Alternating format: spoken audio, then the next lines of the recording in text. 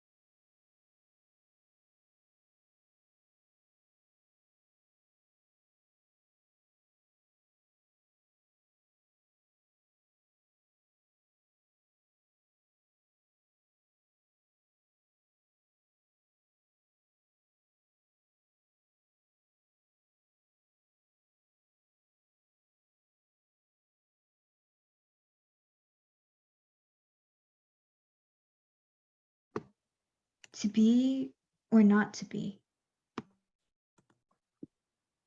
To be or not to be? To be or not to be? To be or not to be? To be or not to be? That is the question. Whether 'tis nobler in the mind to suffer the slings and arrows of outrageous fortune, or to take arms against a sea of troubles, and by opposing, end them. To die, to sleep, no more. And by sleep to say, we end. The heartache and 1,000 natural shocks that flesh is heir to, 'tis a consummation devoutly to be wished. To die, to sleep perchance to dream. There's the rub, for in that sleep of death what dreams may come. When we have shuffled off this mortal coil must give us pause. There's the respect that makes calamity of so long life. For who would bear the whips and scorns of time? The oppressor's wrong? The proud man's contumely? The pangs of misprized love, the law's delay, the insolence of office, and the spurns. That patient merit of the unworthy takes, when he himself might his quietus make with a bare bodkin. Who would Fardels bear to grunt and sweat under a weary life? Is that the dread of something after death, the undiscovered country, from whose bourne no traveler returns, puzzles the will. It makes us rather bear those ills we have than fly to others we know not of. Thus consciousness does make cowards of us all. And thus the native hue of resolution is sickly over the pale cast of thought. And enterprises of great pitch and moment with this regard their currents turn awry, and lose the name of action.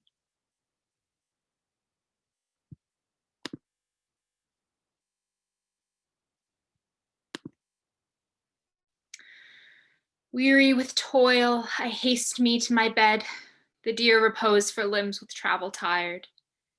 Then begins a journey in my head to work the mind where body's works expired. For then my thoughts from far where I abide intend a zealous pilgrimage to thee, and keeping my drooping eyelids open wide, look upon darkness which the blind do see. Say that thy soul's imaginary sight presents thy shadow to my sightless view, which, like a jewel hung in ghastly night, makes black night beauteous and her old face new. Lo, thus by day my limbs, by night my mind, for thee and for myself no quiet find.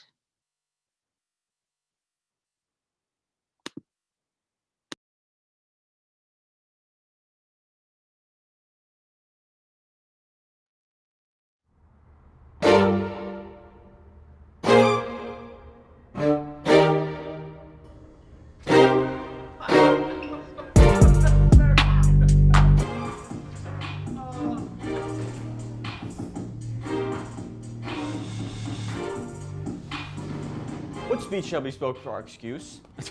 Or shall we on without apology? The date, Romeo, is out of such prolixity. They'll measure us by what they will, and then we'll measure them by a measure, and we'll be gone. A torch for me. I'm not for this ambling. Being but heavy, I will bear the light. Nay, gentle Romeo, we must have you dance. Not I, believe me. You have dancing shoes with nimble soles. I have a soul of lead, which so stakes me to the ground I cannot move. You are a lover. Borrow Cupid's wings and soar with them above a common bound. I am to soar and pierce with his shaft to soar with his light feathers. And so bound, I cannot bound a pitch above dull woe. Under love's heavy burden do I sink. And to sink in it, so burdened by love, too great oppression for a tender thing. Is love a tender thing, though? It's too rough, too rude, too boisterous, and it pricks like thorn. If love be rough with you, be rough Ooh, with love. Prick love for pricking, and you beat love down. Give me a mask to put my visage in. A visor for a visor. What care I, what curious eye doth quote deformities? Here are the beetle brows shall blush for me. Come, knock, and no certain that will be there, then all the men will betake to their legs. A torch for me. Let wantons light of heart tickle the senseless rushes with their heels. For I am proverbed with a grandsire phrase. I'll be a candle holder and look on. The game was ne'er so fair, and I am done. Tut! Done's the mouse, the constable's own word. If thou art done, we will draw you from the mire of this, save your reverence, love, in which thou stickest up to the ears. Come, we burn daylight. Ho! Nay, that's not so. I mean, in delay, we waste our lights in vain like lights by day. Take our good word, for our judgment sits 5 times in that air, once in our 5 wits. Oh, and we mean well in going to this mask. It is not wit to go.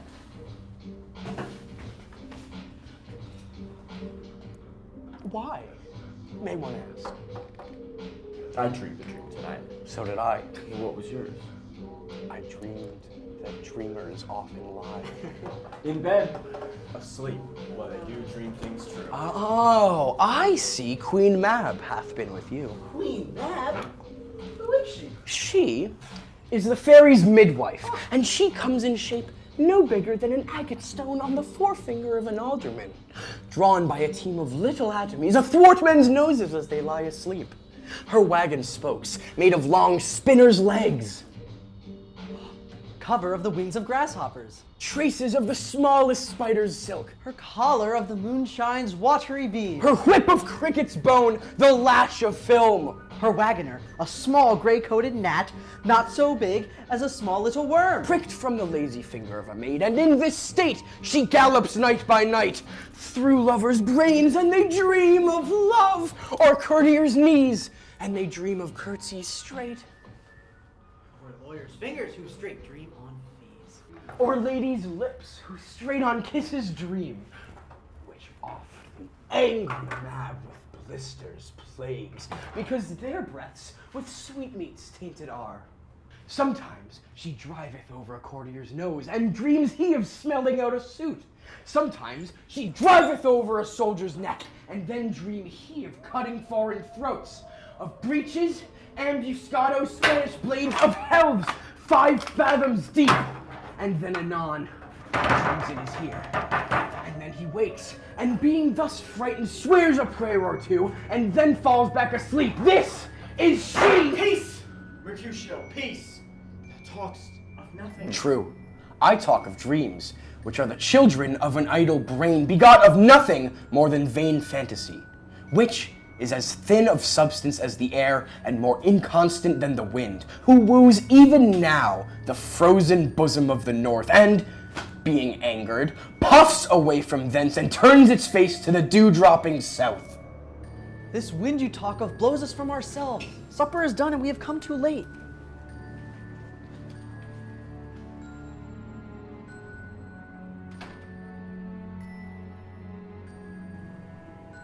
I fear too early. For my mind misgives some consequence, yet hanging in the stars, shall bitterly begin his fearful date with this night's revels, and expire the term of this despised life enclosed within my breast with some vile forfeit of untimely death. But he that hath the steerage of my course, direct my sail. On, lusty gentlemen!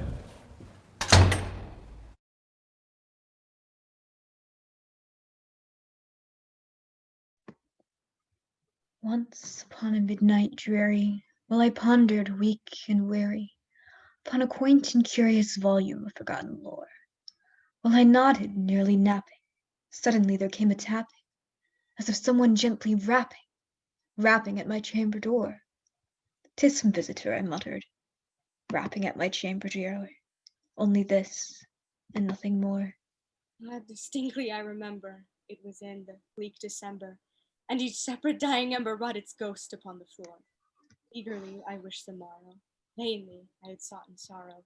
For my book's decrease of sorrow, sorrow for the lost Lenore, for that rare and radiant maiden who the angels name Lenore. Name was here, forevermore. Deep into that darkness peering, long I stood there wondering, fearing, doubting, dreaming dreams no mortal ever dared to dream before. For the silence was unbroken, and the stillness gave no token, and the only word there spoken was the whispered word, Lenore. This I whispered, and an echo murmured back the word Lenore. Merely this and nothing more. Back into the chamber turning, all my soul within me burning. Soon again I heard a tapping, somewhat louder than before.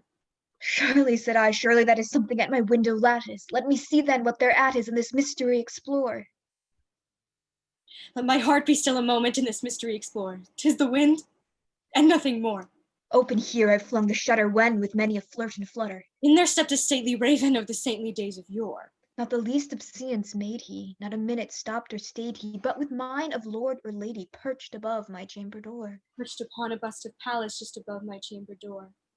Perched, and sat, and nothing more. Then methought the air grew denser, perfumed by an unseen censer. Swung by seraphim whose footfalls tinkled on the tufted floor. Wretch, I cried, thy God hath lent thee, by these angels he hath sent thee respite. Respite and nepenthe thee from thy memories of Lenore. Quaff, oh quaff this kind nepenthe, and forget this lost Lenore. Quoth the raven, nevermore. Prophet, I. Thing of evil, prophet still, if bird or devil. By that heaven that bends above us, by that God we both adore. Held a soul with sorrow laden, if within the distant Aidenn. I shall clasp a sainted maiden whom the angels name Lenore. Clasp a rare and radiant maiden who the angels name Lenore. Quoth the raven, nevermore. Be that word our sign of parting, bird or fiend. I shrieked, upstarting, get thee back into the tempest and the night's Plutonian shore. Leave new black plume as a token of the lie thy soul hath spoken. Leave my loneliness unbroken, quit the bust above my door. Take thy beak from out my heart, and take thy form from off my door. Quoth the raven, nevermore. And the raven, never fitting, still is sitting on the pallid bust of Pallas just above my chamber door. His eyes have all the seeming of a demon's that is dreaming. And the lamplight o'er him streaming throws his shadow on the floor. And my soul from out that shadow that lies floating on the floor shall be lifted nevermore. Despise me, if I do not. 3 great ones of the city, in personal suit to make me his lieutenant. Off cap to him, and, by the faith of man, I know my price. I am worth no worse a place, but he, as loving his own pride and purposes, evades them with a bombast circumstance, horribly stuffed with epithets of war, and, in conclusion, non-suits my mediators, for Certes, says he, I have already chose my officer. And what was he? Forsooth, a great arithmetician, one Michael Cassio of Florentine, a fellow almost damned in a fair wife, that never set a squadron in the field, nor the division of a battle knows more than a spinster, unless the bookish Theoric, wherein the toe councils can propose, as masterly as he, mere prattle without practice is all his soldiership. But he, sir, had the election, and I, of whom his eyes had seen the proof at Rhodes, at Cyprus, and on other grounds, Christian and heathen must be belied and calmed by debitor and creditor? This countercaster, he, in good time, must his lieutenant be. And I, God bless the mark, his morship's ancient.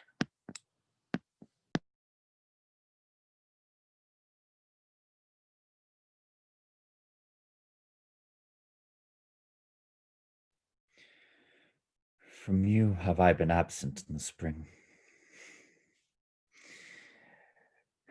when proud, pied April, dressed in all his trim, hath put a spirit of youth in everything. that heavy Saturn laughed and leapt with him.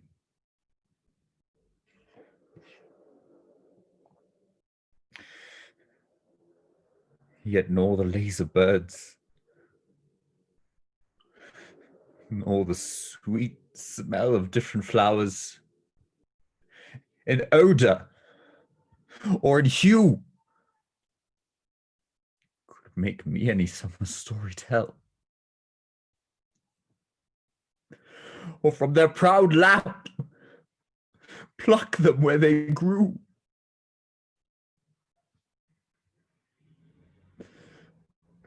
Nor did I wonder at the lilies white, nor praise the deep vermilion in the rose. They were but sweet, but figures of delight, drawn after you, you pattern of all those.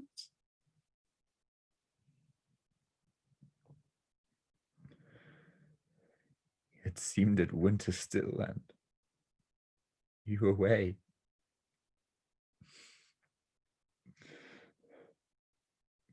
As with the all shadow, I with these did play.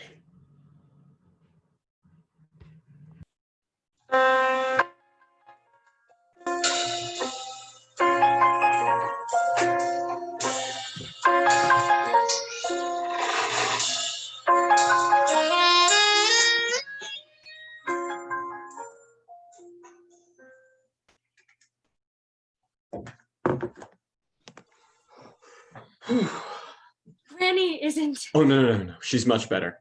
She's all right, really. You didn't expect to see me today. Oh, no. I meant to go to Washington to see you. I made all my arrangements, and I very nearly crossed you in the train. Oh, Do you know, I hardly remembered you. hardly remembered me. I mean, it's... how shall I explain? It's always so. Each time you happen to me all over again. Oh, yes. I know. I know. What does it do I too to you? Ellen. What a pretty town car. Is it your wife's? Yes. It was May who sent you to fetch me then. How kind of her. Your husband's secretary. He came to see me the day after we met in Boston. Monsieur Riviere went to see you. Yes, didn't you know? No. And you're not surprised.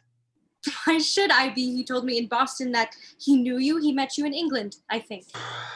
Ellen, I must ask you one thing. Yes.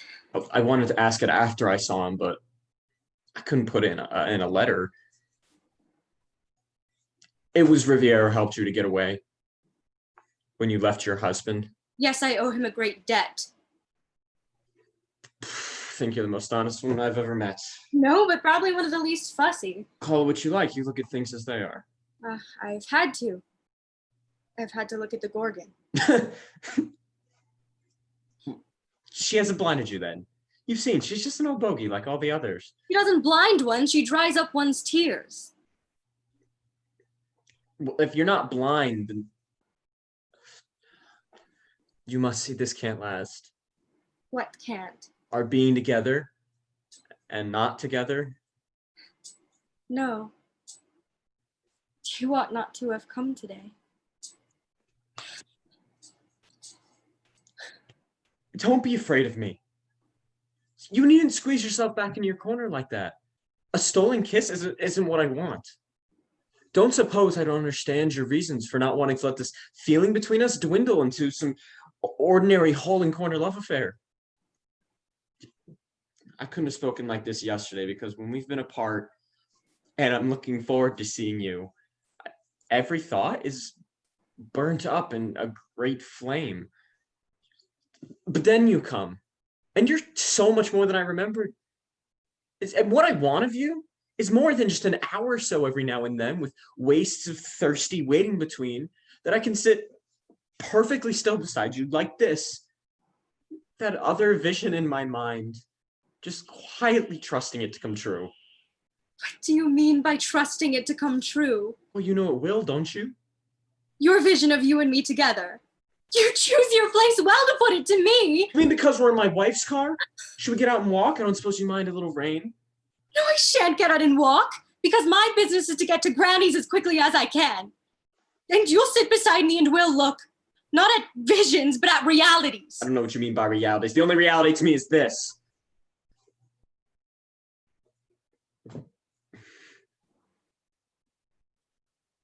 Is it your idea, then, that I should live with you as your mistress since I can't be your wife? I want somehow to get away with you into a world where words like that, categories like that, won't exist. We should simply be two human beings who love each other, who are the whole of life to each other, and nothing else on earth will matter. My dear, where is that country? Have you ever been there? I know so many who've tried to find it, and believe me, they all got out by mistake at wayside stations in places like Bologna or Pisa or Monte Carlo. And it wasn't at all different from the old world they left, only rather smaller and dingier and more promiscuous. Yes, the Gorgon has dried your tears. Well, she opened my eyes too. It's a delusion to say that she blinds people. What she does is just the contrary. She fastens their eyelids open so that they're never again in blessed darkness. There ought to be a torture like that. Then what exactly is your plan for us? For us? Well, there's no us in that sense. We're near each other only if we stay far from each other. Then we can be ourselves. Otherwise, we're only Newland Archer, the husband of Ellen Olenska's cousin, and Ellen Olenska, the cousin of Newland Archer's wife, trying to be happy behind the backs of people who trust them. I'm beyond that. No, you're not. You've never been beyond. And I have, and I know what it looks like there.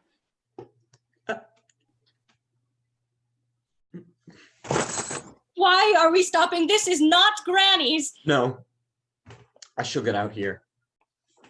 You're right. I ought not to have come today.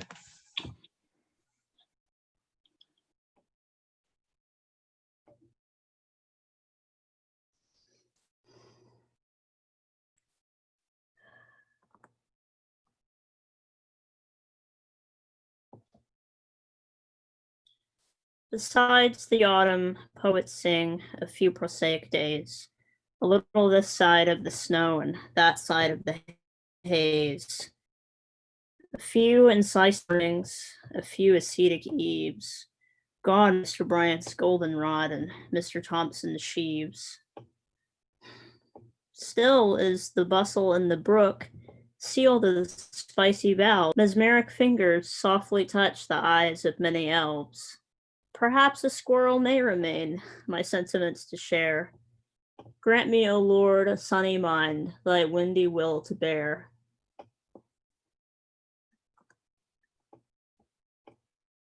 And mine shall, hast thou which art but air, a touch, a feeling of their afflictions, and shall not myself, one of their kind, relish all as sharply? Passioned as they be, kindled or moved, then thou art. Through their high wrongs I am struck to the quick, yet with my nobler reason against my fury. I do take part. The rarer action is in virtue than in vengeance. And they being penitent, the sole drift of my purpose doth not extend a frown further. Go. Release them, Ariel. My charms I'll break. Their senses I shall restore, and they shall be themselves. Have waked from their sleepers, ope and let them forward by my so potent art. But this rough magic I here abjure. But when I've required some heavenly music, which even now I do, to work my end upon their senses that this airy charm is for. I'll break my staff, bury it certain fathoms in the earth deeper than ever plummeted sound. I'll drown my book.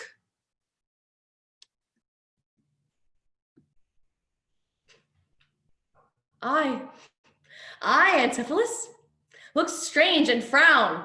Some other mistress hath thy sweet aspects. I am not Adriana, nor thy wife. The time was once when thou unurged wouldst vow that never words were music in thine ear, that never touch well welcomed in thy hand, that never meat sweet savored in thy taste unless I spake, or look, or touched, or carved to thee.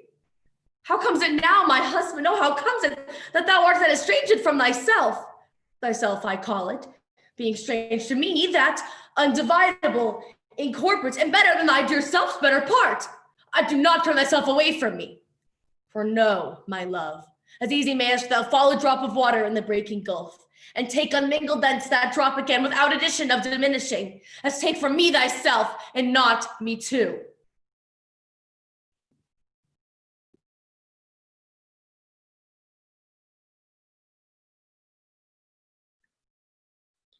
Shall I compare thee to a summer's day? Thou art more lovely and more temperate. Though the rough winds do shake the darling buds of May, and summer's lease hath all too short a date. Sometimes too bright the eyes of heaven shine, and often his gold complexion dimmed. And every fair from fair sometimes declines, by chance or nature's changing course untrimmed. But thy internal summer shall not fade, nor lose possession of the fair thou oust, nor shall death drag thou wanderest into his shade. One internalized to time thou growest, so long as men can breathe or eyes can see. So long live this gives life to thee.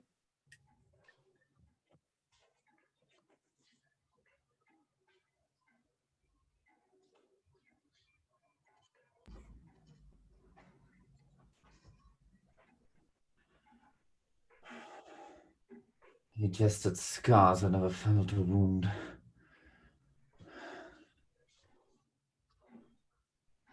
But soft. What light through yonder window breaks? It is the east. Juliet is the sun. Arise, fair sun, and kill the envious moon that is already sick and pale with grief. Thou art her maid, thou art more fair than she. Oh, it is my lady, oh, it is my love, oh, that she knew she were. She speaks, she says nothing, what of that? Her eye discourses, I will answer it. No, I am too bold, 'tis not to me she speaks.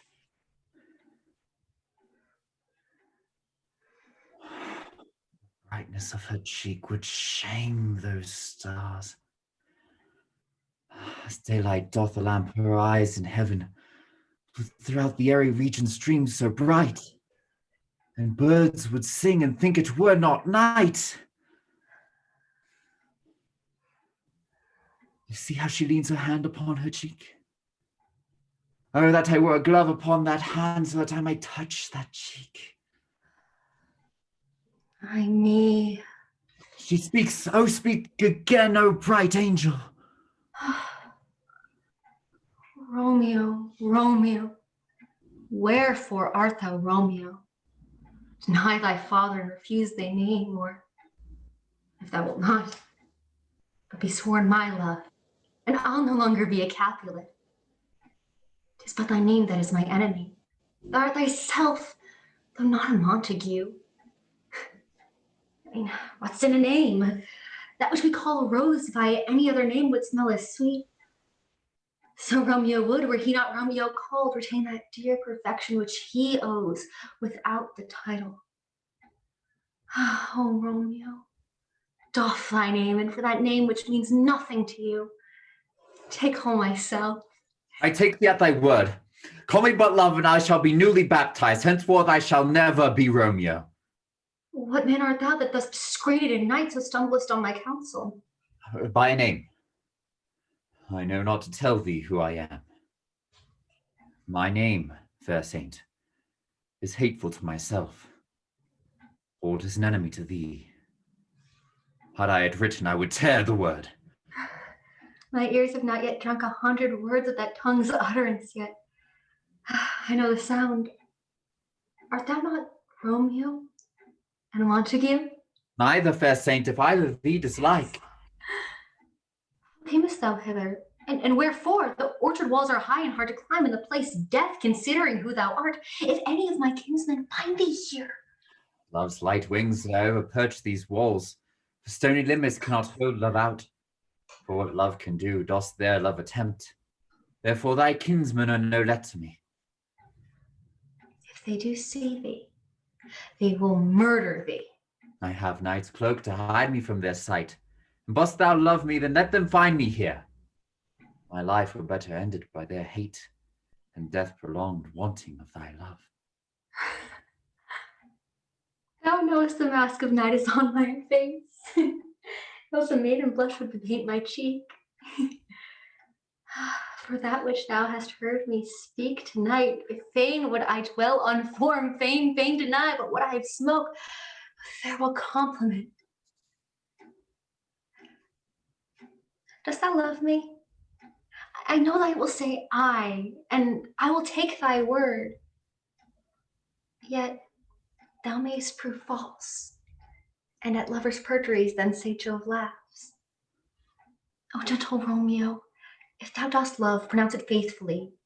Or if thou thinkest I'm too quickly won, I'll frown and be perverse and say thee nay. So thou wilt woo, but not for the world.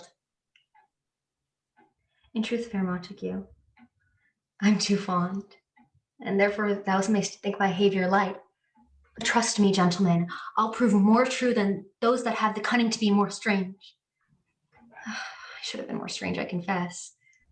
But that thou did overhearest ere I was ware, my true love's passion. Therefore pardon me, and not impute this yielding to light love, which this dark night hath so discovered. Lady, by yonder's blessed moon, I swear that tips with silver all Oh, these swear not by the moon, the inconstant moon, who monthly changes in her circled orb, lest thy love be likewise variable. What shall I swear by? Oh, well, do not swear, for although I do join thee, I don't join this contract tonight. It's too rash, too unadvised, too sudden, too like the lightning, which do cease to be ere one can say it lightens. Sweet good night. This bud of love by summer's ripening breath may prove a beauteous flower when next we meet. Good night. Good night. A sweet repose and rest come to thy heart, as thou within my breast. Wilt thou leave me so unsatisfied? What satisfaction can thou hast tonight? Change of thy love's faithful vow for mine. I gave thee mine before thou didst request it. And yet I were to give again. Thou withdraw it? For what purpose, love? But to be frank and give it thee again. I only long for the thing I have. My bounty is as boundless as the sea. My love is deep. The more I give to thee, the more I have. For both are infinite. Adam, what are you doing? I hear some noise within. Dear love, adieu.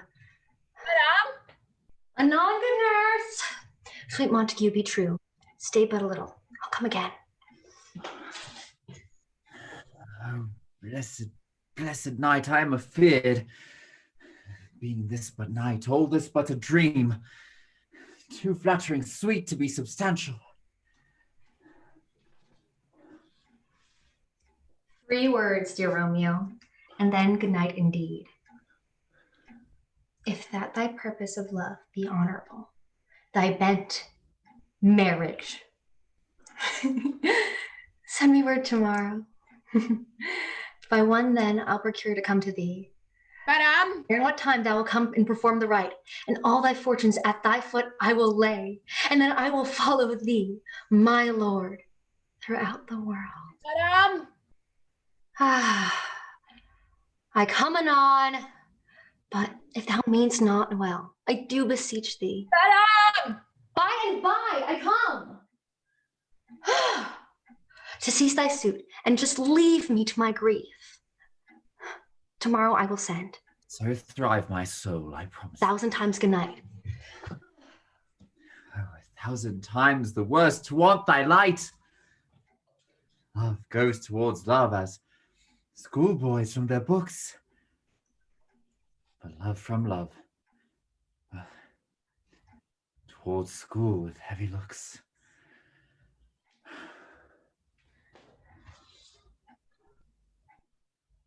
Romeo? My dear, At 1 o'clock tomorrow shall I send to thee? at the hour of 9. I shall not fail. 'Tis 20 years till then. I have forgot why I did call thee here. Let me stand here till thou remember it. I shall forget to have thee still stand there, remembering how I love thy company. And I'll still stay. Have thee still forgetting any other home but this. It's almost morning. I'd have thee gone, and yet no further than a wanton's bird who lets it hop a little from her hand, like a poor prisoner in his twisted guise, and with a silk thread plucks him back again, so loving jealous of his liberty. I were thy bird. Sweet, so would I. And yet I should kill thee with so much cherishing. Good night. Good night. Parting is such sweet sorrow that I shall say good night till it be morrow.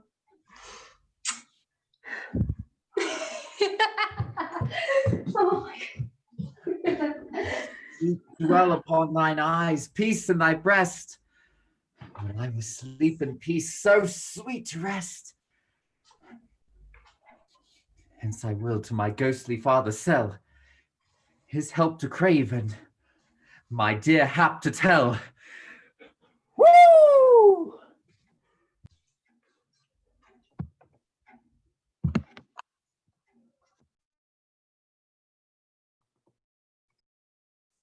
Nay then, do what thou canst. I will not go today. No, nor tomorrow, not till I please myself. Door is open, sir, there lies your way. You may be jogging whilst your boots are green.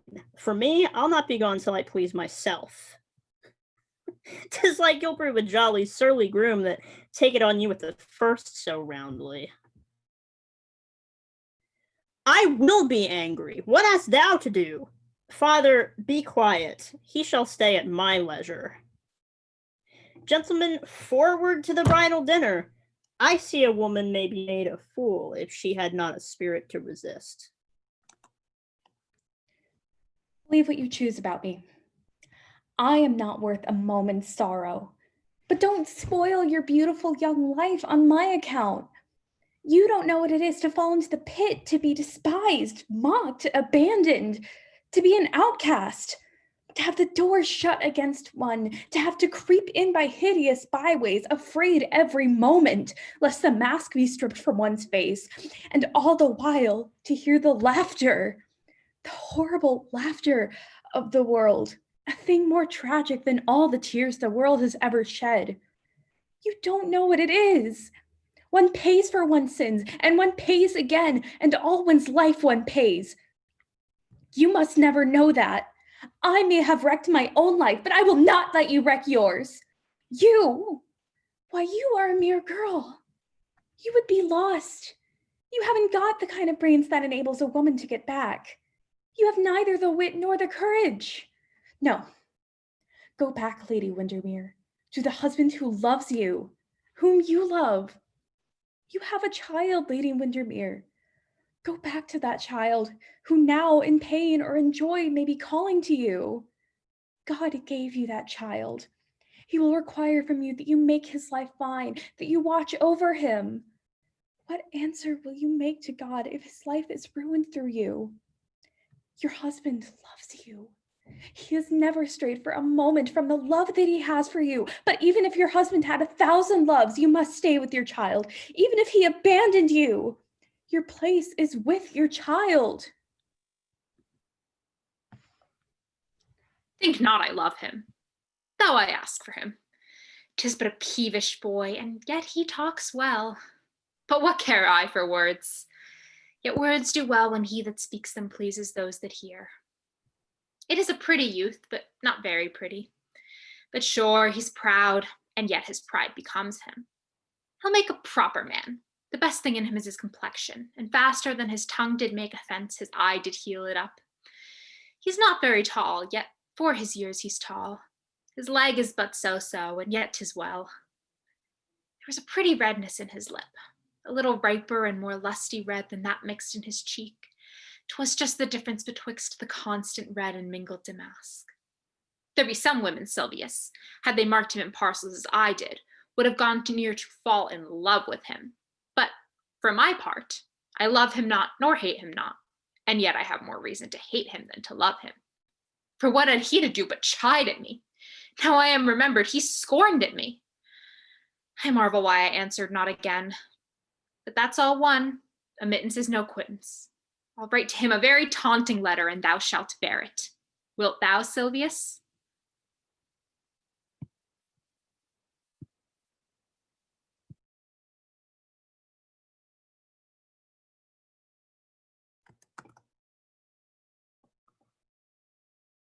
Not mine own fears, nor the prophetic soul of the wide world dreaming of things to come, can yet the lease of my true love control, suppose as forfeit to a confined doom.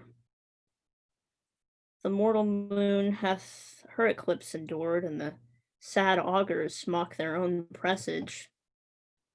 Uncertainties now crown themselves assured, and peace proclaims olives of endless age. Now with the drops of this most balmy time, my love looks fresh, and death to me subscribes. Since, spite of him, I'll live in this poor rhyme, while he insults o'er dull and speechless tribes. And thou in this shalt find thy monument, when tyrants' crests and tombs of brass are spent.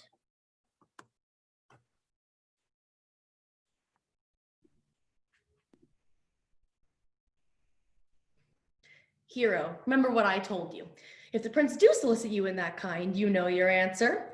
The fault will be in the music, cousin, if you be not wooed. If the prince be too important, tell him that there is measure in everything, and so dance out your answer. The revelers are entering, cousin. Make good room.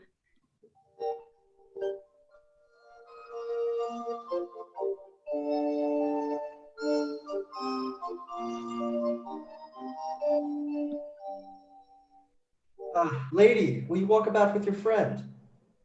So you walk softly, look sweetly, and say nothing. I am yours for the walk, and especially when I walk away. With me in your company. I may say so when I please. And when please you to say so? When I like your favor. For God defend the lute should be like the case. My visor is Philemon's roof. Within the house is Jove. Why then your visor should be thatched.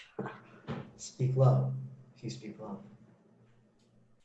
Wilt thou not tell me who told you so? No, you shall pardon me. Nor will you tell me who you are? No, not now. That I was disdainful, and that I had my good wit at the 100 merry tales. Why, this was Signor Benedict that said so. Oh, who's he? Why, I'm sure you know him well enough. Not I, believe me. Did he never make you laugh? I pray you, what is he? Why, he is the prince's jester, a very dull fool, only his gift is in devising impossible slanders. None but libertines delight in him, and the commendation is not in his wit, but in his villainy. For he both pleases men and angers them, and then they laugh at him and beat him. I'm sure he is in the fleet. I would he had boarded me. When I know the gentleman, I will tell him what you say. Do ill, but strike a comparison or two against me, which peradventure not marked or laughed at, strikes him into melancholy. And then there's a partridge wing saved, for the fool will eat no supper that night. We must follow the leaders. In every good thing. Nay, if they lead to any ill, I will leave them at the next turning.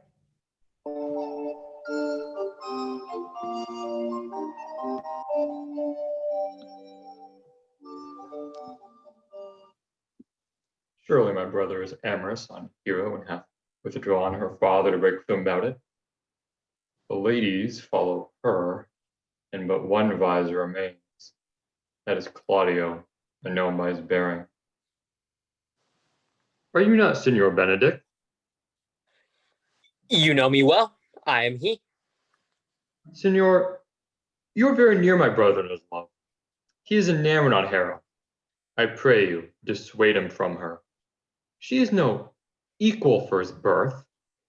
You may do the part of an honest man, and How know you he loves her? I heard him swear his affection.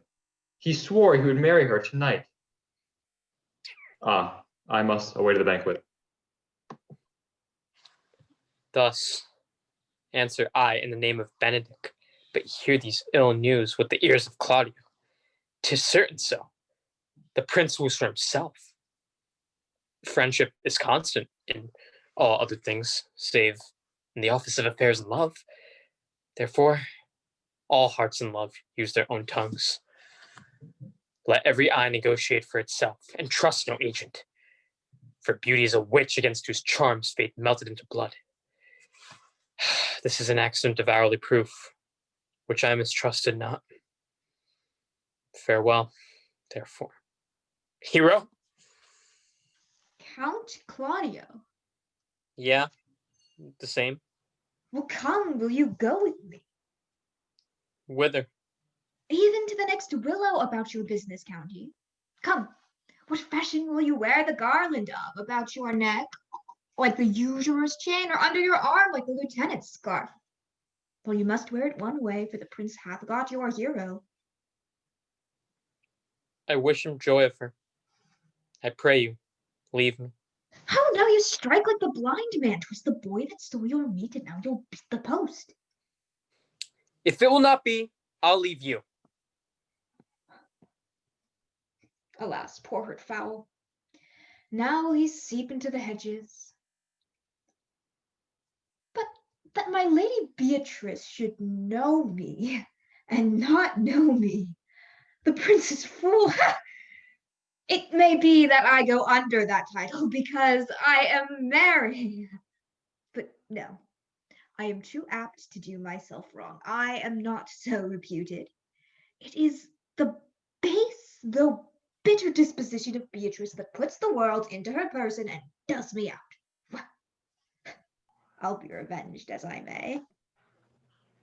Ah, Benedict, the lady Beatrice hath a quarrel to you. The gentleman that danced with her told her she is much wronged by you. Oh, she misused me past the endurance of a block. She told me, not thinking that I had been myself, that I was the prince's jester, and that I, huddling jest upon jest, well, I would not marry her. Well, look, here she comes. Oh, God, sir, here's a dish I love not. I cannot endure my lady tongue. Oh, come, lady, come. You have lost the heart of Signor Benedict. Indeed, my lord, he lent it me a while, and I gave him good use for it, a double heart for his single one. Marry once before he won it of me with false dice, therefore your grace may well say I have lost it. You have put him down, lady. You have put him down. So I would not he should do me, my lord, lest I should prove the mother of fools. I have brought Count Claudio, who you sent me to seek. Ah, why, how now, Count? Wherefore are you sad? Not sad, my lord. How then? Sick? Neither, my lord. The count is neither sad, nor sick, nor merry, nor well, but civil, Count, civil as an orange, and something of that jealous complexion. In faith, lady, I think your blazon to be true, though I'll be sworn if he be so. His conceit is false. Here, Claudio, I have wooed in thy name, and fair hero is won. I have broke with her father, and his goodwill obtained. Name the day of marriage, and God give thee joy. Speak, Count, 'tis your cue. Silence is the perfectest herald of joy. I were but little happy if I could say how much. Lady, as you are mine, I am yours. I give away myself for you and dote upon the exchange. Speak, cousin, or if you cannot, stop his mouth with a kiss and let him not speak neither. In faith, lady, you have a merry heart. Indeed, my lord, I thank it, poor fool, it keeps on the windy side of care. My cousin tells him in his ear that he's in her heart. And so she doth, cousin. Oh, good lord for alliance. And so goes everyone into the world but I, and I am sunburnt. I may sit in a corner and cry hi-ho for a husband. Oh, will you have me, lady? No, my lord, unless I can have another for working days. Your grace is far too costly to wear every day. But I beseech your grace, pardon me, I was born to speak all mirth and no matter. Your silence most offends me, and to be merry best becomes you. For out of question, you were born a merry hour. No, sure, my lord, my mother cried, but then a star danced, and under that was I born. Cousins, God give you joy. By my troth, a pleasant-spirited lady.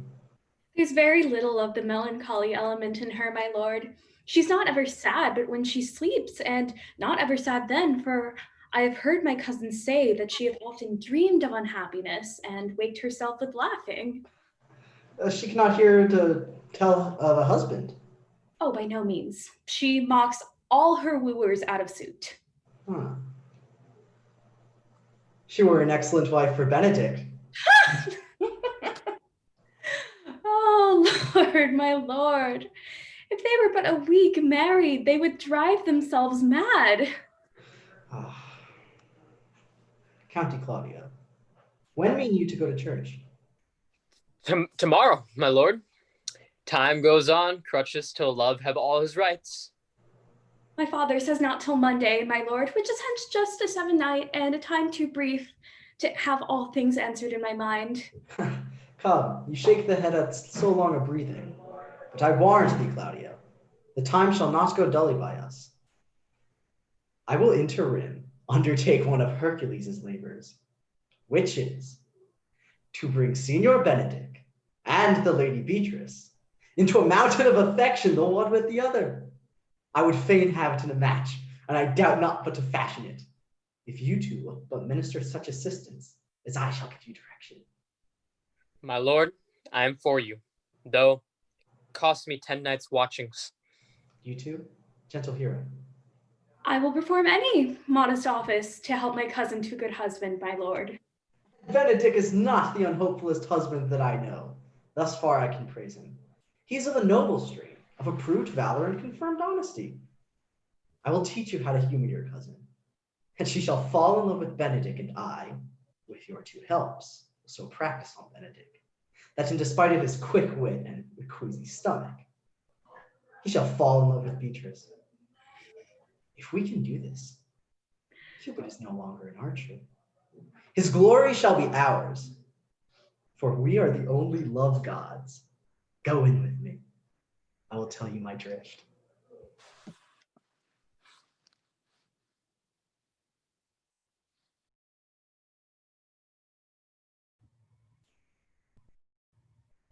God will be merciful to them, and they will act like his good children when they go back to the country he made for them and made them for. I have heard the tales of the prince. The moment he touched the soil of our country, the devil entered into him and made him a fiend. But at home, in the place made for him by God, he was good. It is always so. If I went into England against the will of God to conquer England and tried to live there and speak its language, the devil would enter into me. When I was old, I should shudder to remember the wickedness I did. 1,000 like me can stop them. 10 like me can stop them with God on our side. You do not understand, Squire. Our soldiers are fighting only to save their skins, and the shortest way to save your skin is to run away. Our knights are thinking only of the money they will make in ransom. It is not kill or be killed with them, but pay or be paid.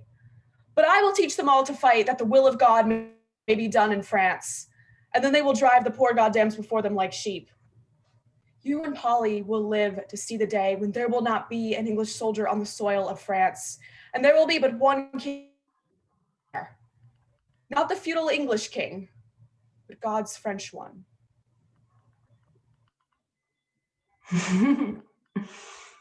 Thou speakest all right. I am that merry wanderer of the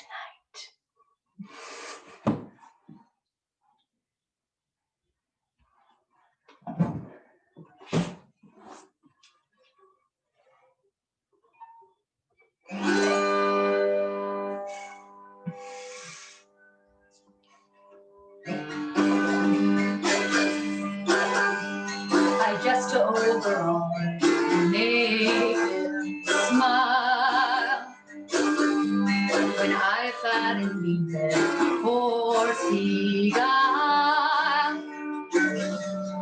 neighing in the likeness of Billy Bull.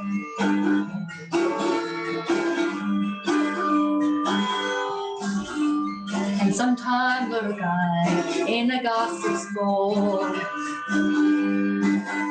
in the very likeness of a roasted crab. And when she drinks against her lips I fall, and on her wither to laugh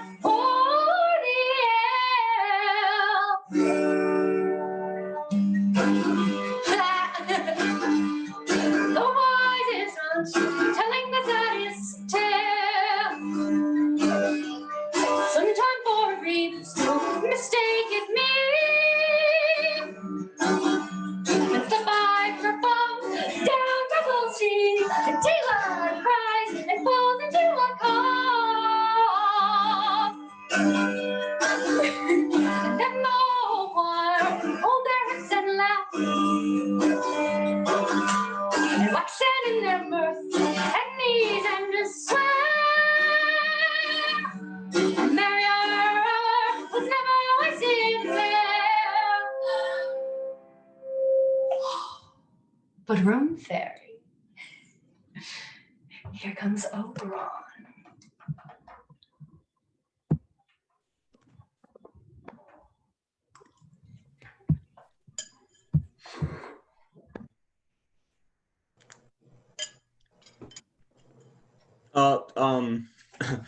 All the world's a stage.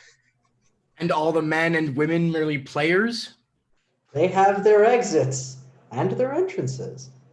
And one man in his time plays many parts. His acts being 7 ages. At first, the infant. Mewling and puking in nurse's arms.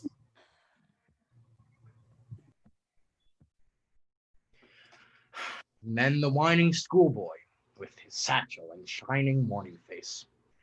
Creeping like a snail unwillingly to school. And then the lover, sighing like furnace, with woeful ballad made to his mistress's eyebrow.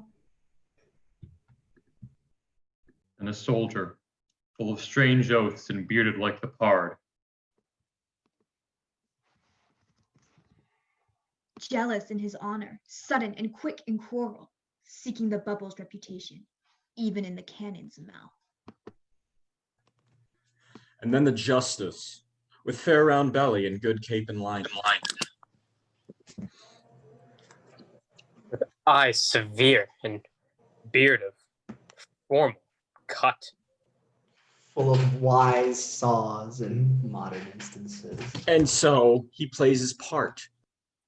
6 age shifts into the lean and slippered pantaloon. With spectacles on nose and pouch on side, his youthful hose well saved a world too wide. For her shrank, And his big manly voice. Turning again towards childish treble, pipes and whistles in his sound. Last scene of all that ends this strange, eventful history. Strange, eventful history. Strange, eventful history. Strange, eventful history. Is second childishness and mere oblivion. Sans teeth. Sans eyes. Sans taste. Sans everything.